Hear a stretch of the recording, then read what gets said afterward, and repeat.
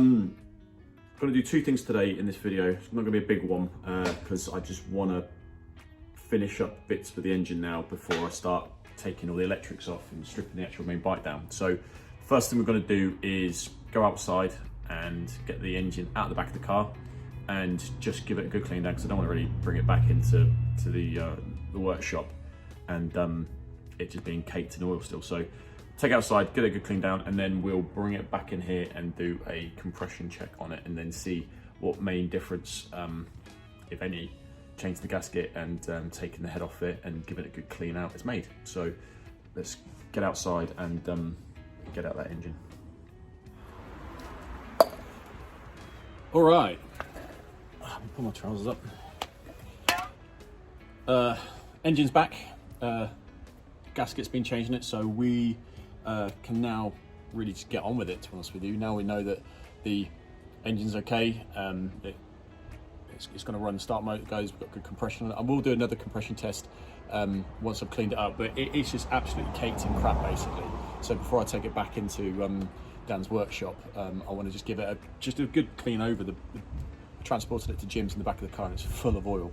So even though there's no oil in the engine, it's just absolutely caked in crap. So today I've just capped off some of the input ports, just put things on anything that's a little bit delicate that I don't really want to get too covered in crap or covered in water or anything else like that. So some of the electrics here, I'm just going to pull them out of the way.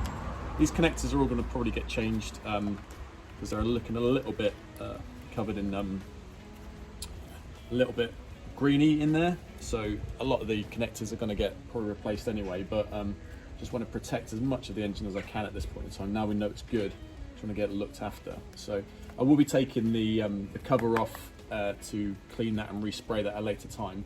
So I'm not too fussed about the top, it's just getting all of this crap off the bottom. So I'm going to be using a degreasant. There's a few of these you can use, and I'm literally just going to spray this over it, leave it for about 5 to 10 minutes to penetrate all the crap that's inside there, and then just let that to work, and then we're going to rinse it off afterwards. You can jet wash these things. I don't think that's tremendously necessary at this point in time.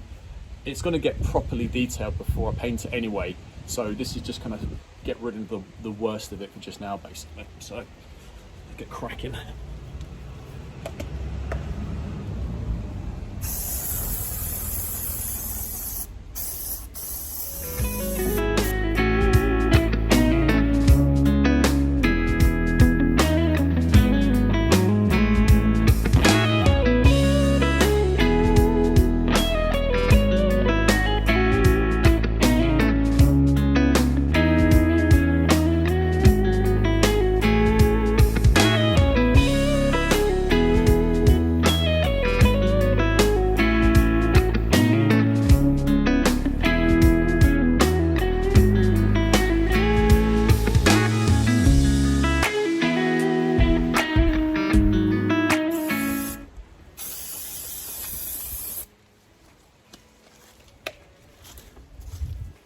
Okay, so I'm going to leave that for about 5 to 10 minutes just to penetrate through.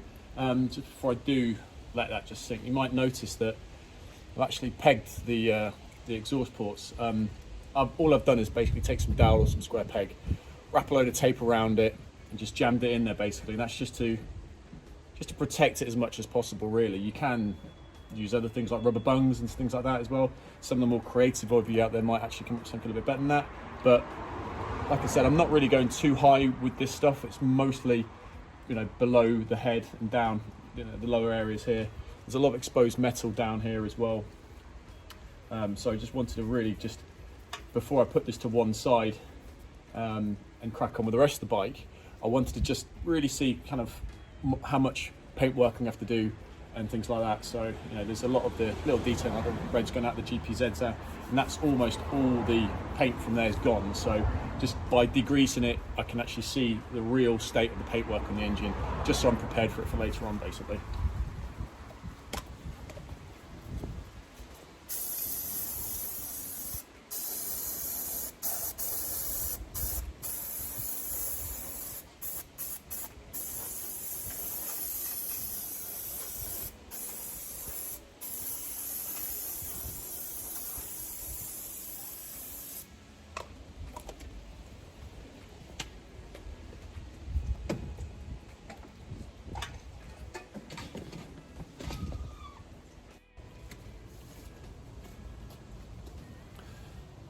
Right, that's been there for a good 10 minutes now, and there's starting to see little signs. Someone's obviously written this beforehand on the back of the engine here. In the, I don't see that mark there. That used to say YAM, or Y at least, with an A next to it. So I doubt they would have really put that on at the factory. We know the bike's been out to change the head gasket, so we definitely need to have a look to make sure that the serial number on this matches the frame as well, because I've only ever seen people write things on parts when they change them from other bikes.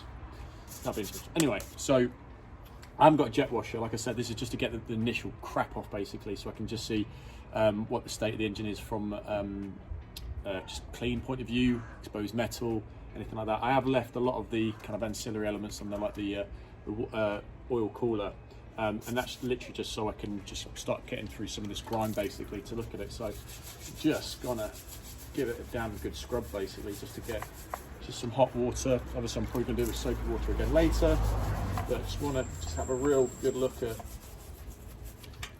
taking some of these layers of crap off here, really.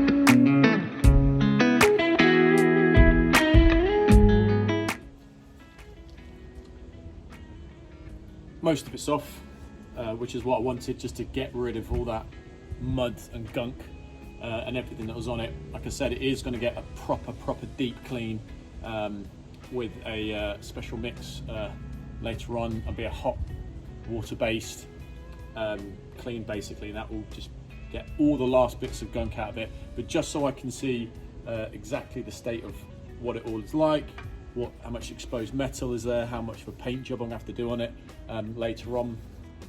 This has definitely done enough of the job at this point in time as well. And yeah, so it means I'm not putting it back in the workshop absolutely covered in crap as well. So let's get that back in there now, and then we'll get ready to do a quick compression test on it.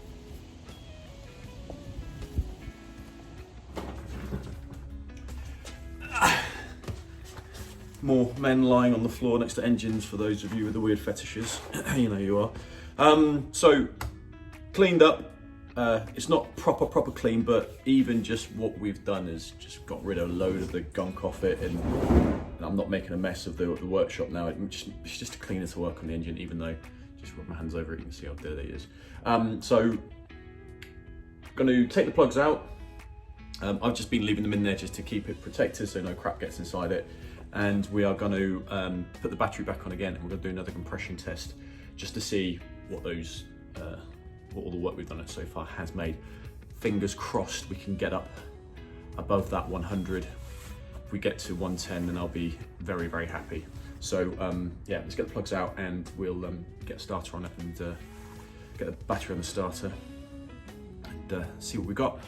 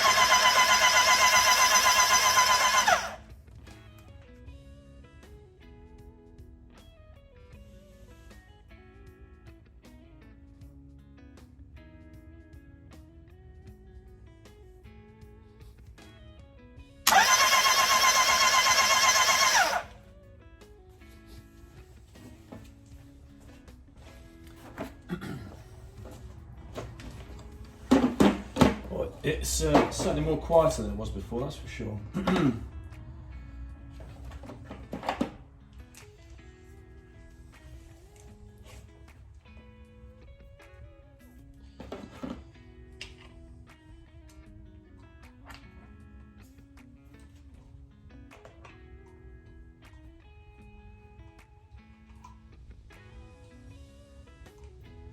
sure this is on really good first of all.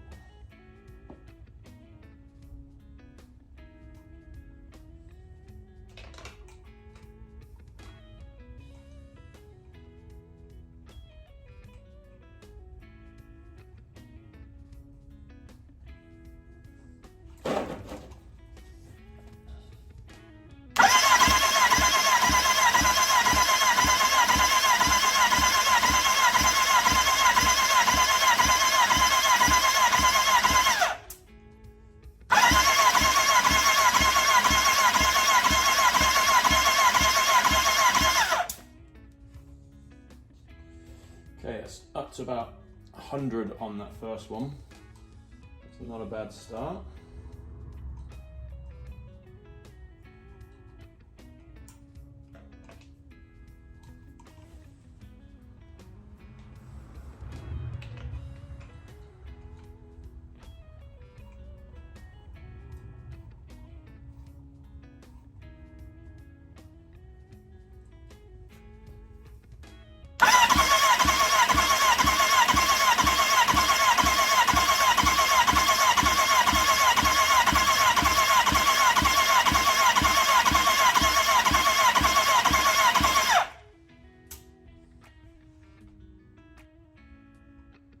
Same again on that one.